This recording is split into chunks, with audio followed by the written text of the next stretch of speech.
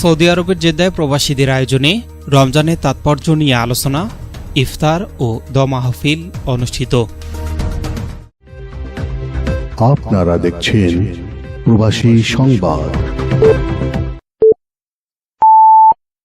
আসসালামু আলাইকুম।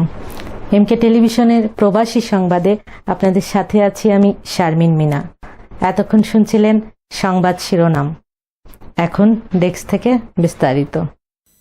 সৌদি আরবের জেদ্দা শহরে বৃহত্তর নোয়াখালী প্রবাসী সমিতির উদ্যোগে পবিত্র রমজানের তাৎপর্য নিয়ে এক বিশেষ আলোচনা, ইফতার ও দোয়া মাহফিল অনুষ্ঠিত হয়েছে। অনুষ্ঠানে ইফতারের আগে মুসলিম উম্মার শান্তি কামনায় বিশেষ দোয়া করা হয়। সমিতির সভাপতি ওমর ফারুক চৌধুরীর সভাপতিত্বে এবং যুগ্ম সাধারণ সম্পাদক বাহারউদ্দিন বকুল ও মাসুদ সেলিমের যৌথ সঞ্চালনায় অনুষ্ঠানটি পরিচালিত হয়। প্রধান অতিথি হিসেবে উপস্থিত ছিলেন জেদ্দাস্থ বাংলাদেশ কনস্যুলেটের দ্বিতীয় সচিব রফিকুল ইসলাম।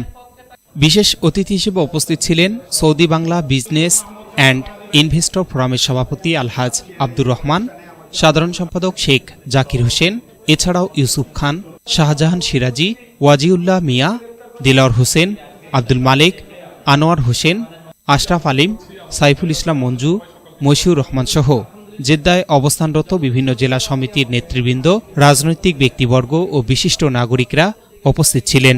অনুষ্ঠানে বক্তারা বলেন, প্রবাসীদের ঐক্যবদ্ধ কমিউনিটি গড়ে তোলার এখনই সময়। তারা দেশ ও বিদেশে মুসলিম উম্মার শান্তি ও সমৃদ্ধি কামনা করেন।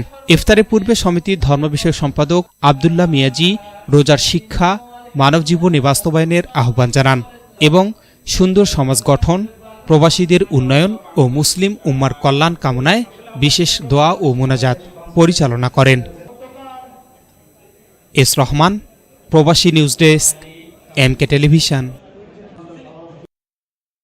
শেষ করছি এমকে টেলিভিশনের প্রবাসী সংবাদ। এতক্ষণ সাথে থাকার জন্য সবাইকে ধন্যবাদ।